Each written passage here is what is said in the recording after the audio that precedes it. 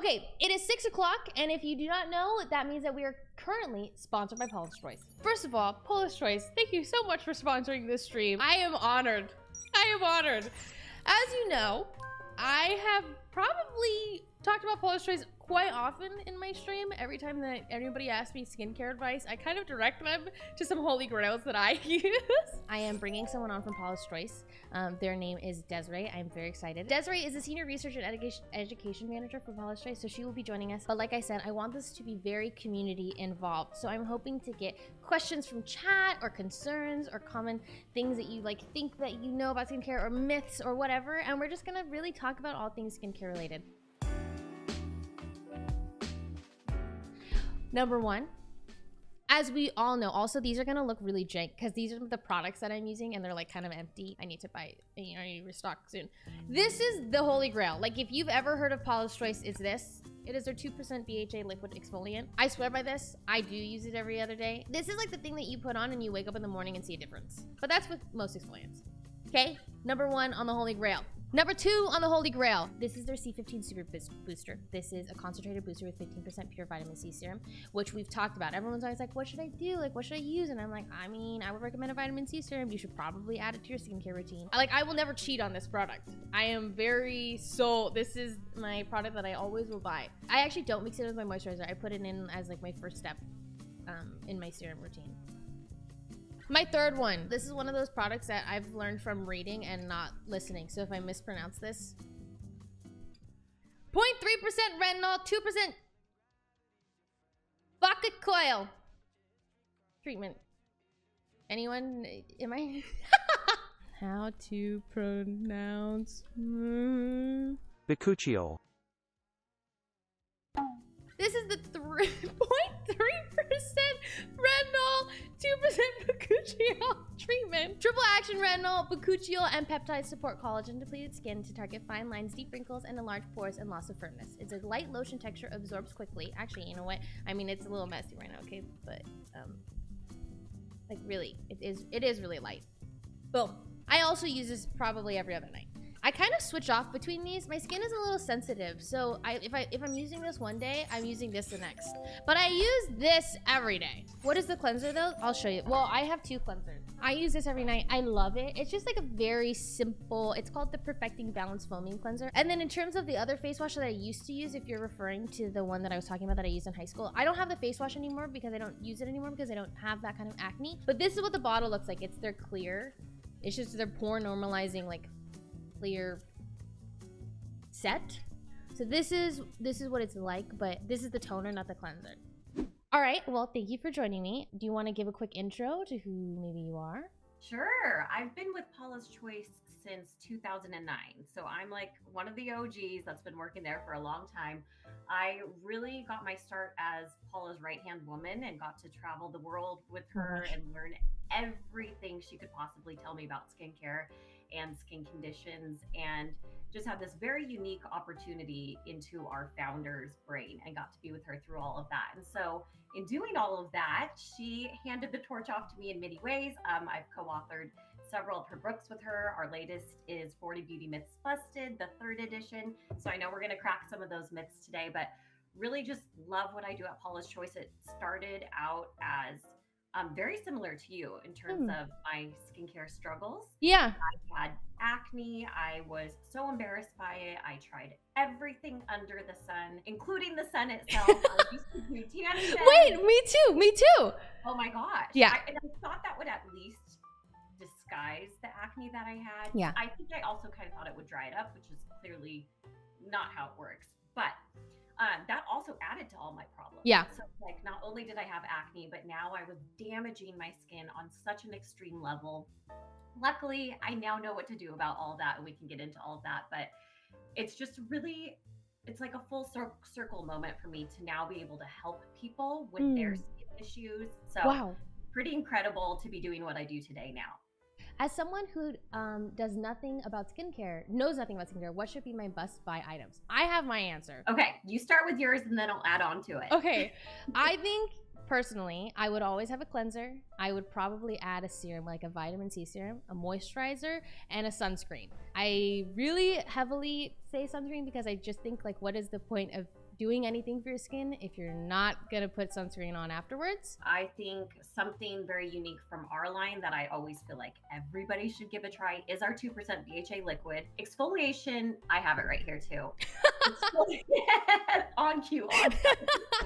Exfoliation is like this step that people don't even know they need, but once they try it, they're like, oh my gosh, my skin is glowing. My skin is so much smoother. My breakouts, my clogged pores, so much more diminished. And a lot of that is because you don't realize that with sun damage, with age, your skin's ability to naturally shed and exfoliate like it did when it was younger, that becomes impaired over time. And some people are also born with skin conditions that inhibit that shedding process. When you get off that buildup of that accumulated dead skin, everything underneath is just showing like that true, healthy, glowy skin you have going on.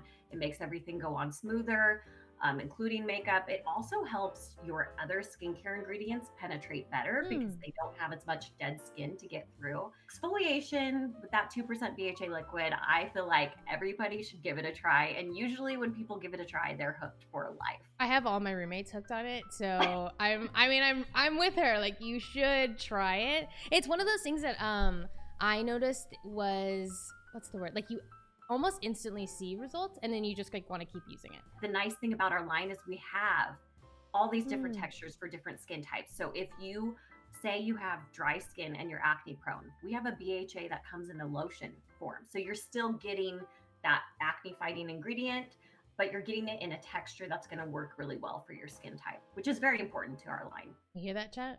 You're listening? Somebody asks, do you recommend a retinol? I've been wanting to try, but I'm scared to have a bad reaction and how to fix that. Yes. Okay. With retinol, I always say start low and slow. So a 1% concentration of retinol is actually a very high concentration. Even though it sounds like a small percentage, retinol is one of those very powerful ingredients that you don't need a ton of to reap the benefits. But there are concentrations that start you out much lower than that. You can get like a 0.25% retinol. You can get a 0.1% retinol. You can get the bakuchiol plus retinol product that you were talking about earlier. I use this. Yes, that's a great one. I feel like that's a really nice starting point. Yeah. If you had to pick one ingredient that can do it all, and I don't like to say that because I don't want to overpromise, but retinol, the research behind it is so multifaceted between what it can do for anti-aging, what it can do for hyperpigmentation, what it can do for acne, what it can do for signs of firmness on skin. It is really that one hit wonder ingredient where if you want to get a lot of benefits and a lot of multitasking, retinol is a great way to go. Somebody in my chat said, is it weird for guys to use these products?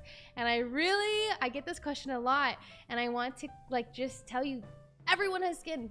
No matter the gender, no matter anything, you have skin.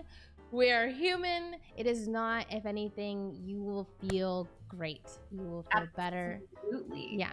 Tips for acne scars. Oh my gosh. Yeah, that was honestly, I actually still struggle with acne scars. My skin is so sensitive. Like, I will touch my skin and scars, it feels like. So I'm curious as to what your advice for that is as well. Yeah, so with acne scars, first of all, we have to separate. There are the acne scars that are textured or indented. A lot of people call them ice pick scars.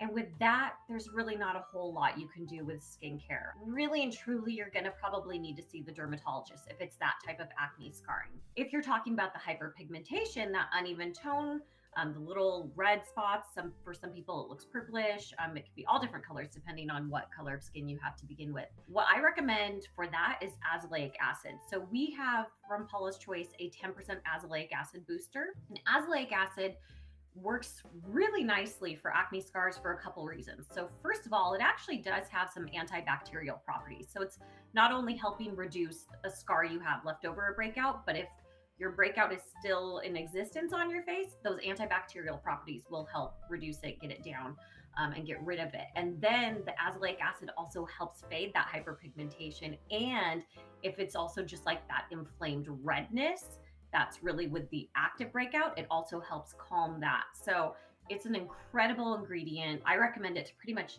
anybody who has acne. You want that in your routine. I am gonna have to buy some of that.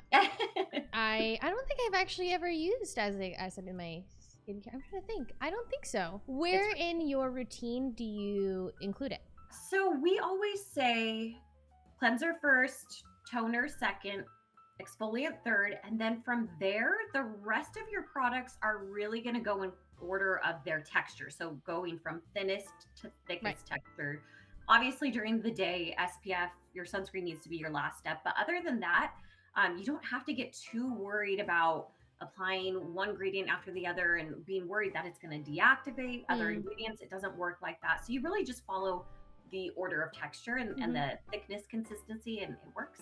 Okay, I want to make sure we get to some of the myths. Refrigerating skincare products preserves their efficacy. Well, you know the answer. Well, I'm reading it. It says storing your products in a beauty fridge long term can hurt their stability. And this is actually something that I didn't know because, technically in my beauty fridge, the only thing in it is my vitamin C serum and my cat food for my cat. So not that I'm storing anything else in there, but I've always stored my vitamin C in there because it oxidizes really fast if I don't.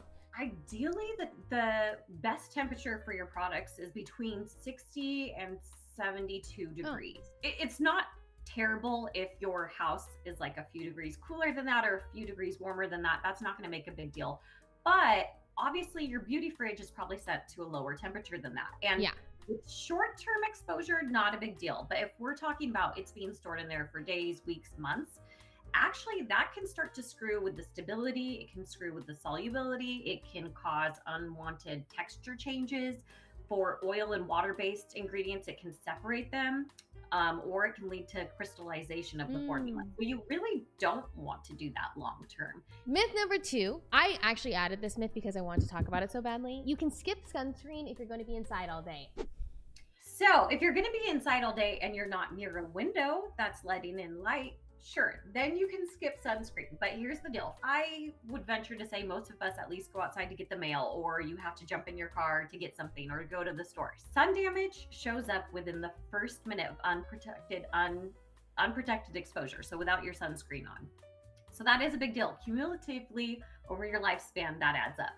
And then when you add on to it, like right now, I'm sitting a couple feet away from a window. Those UV rays can penetrate through the window. So you're still getting that sun damage. I have so many people in my chat all the time. I'm like, put on your sunscreen every day. And they're like, Jodi, I don't go outside. They're like the stereotypical dungeon dweller, but I don't believe them. I'm like, there's no way that you don't see the sun for even a second. Like, let's say you're walking to your kitchen. You don't have a single window in your home. Yeah. But I am always like trying to tell people sunscreen, sunscreen, sunscreen. I used to volunteer at a dermatologist's office, and our Mondays and Tuesdays were devoted to like skincare patients because there were so many, because people don't wear their sunscreen every day. Yeah. Humectants like glycerin, I believe. Yes. Glycerin. You know what's funny is, so a lot of my skincare I've learned from reading, I actually don't know how to pronounce a lot of these words. So I just had to Google how to pronounce Baca coil. Yes. Ah, like even our founder mispronounces that one. It probably just depends on who you ask. Just bear with me as I read through this myth, okay? Humectants like glycerin and hyaluronic acid pull water from skin, causing dehydration. I've heard so many things, especially on TikTok lately, about like when to apply like hyaluronic acid or just like everything, that I was super curious to get your opinion on it, because I've heard a lot of different things on TikTok or on YouTube or anything like that. So with hyaluronic acid and other humectants like glycerin, what they can do is they're not only pulling moisture from the ambient air, but they're also pulling moisture from the deeper layers of skin, which sounds scary at first. It sounds like, okay, then it's dehydrating skin, but no, that's not how it works. It's basically pulling it up to those upper layers. And then the hyaluronic acid, and usually hyaluronic acid and glycerin, are formulated with other really good ingredients that form kind of like a flexible film over skin that trap that moisture, that trap that water balance in skin. So it's holding it right where your skin needs it, where it needs it to look more plump and dewy and hydrated and all those things that we love hyaluronic acid for. So it's not like pulling the moisture from the lower layers of skin and letting it escape. It's pulling it to where it needs to go. Do you have a myth that you like want to talk about, or that's something like, because I just pulled from your huge list of things that I was interested in, but is there anything that you're interested in that you want to share? I think one that really throws people for a loop every single time I tell them that is jar products No bueno. So when you unscrew the lid of a jar, and let's say this jar is like a $200, I won't name which brand I'm talking about, but a $200 very well-known cream from a certain department store. And it's got these antioxidants in it. Mm. Antioxidants are sensitive in the presence of air and light. So that means that they basically start to break down. So every time you're unscrewing that lid of the jar and letting in the air and light, you're letting those ingredients degrade. Also, as good as people think that they are about using like the little spatula that comes with those jar products, usually it gets lost. You end up dipping your fingers in there, and that transfers bacteria. So that breaks down the product's preservative system, which then is further going to inhibit the stability of the product. So these really beautiful products that come in jars, I'm like, guys, don't do it. Don't waste your money on that, because those expensive ingredients that you're paying for are actually being degraded rather quickly. So what are my chances? I feel so called out right now. We're just trying to help. We're just trying to help. We're just trying to help. I want to say thank you so much for joining me. I loved this. I also learned a lot. I have a good general understanding of skincare and anything, but I still feel like there's a world for me to learn. I loved this. Guys. This is like so much fun. Yeah, like I this is my greatest sponsor I've ever done ever. I'm glad, Chad, that really enjoyed this. This was great. Thanks for coming. Yeah, this was great. Thanks for coming. What they said. Well, until next time, guys, thank you for having me on. Bye-bye.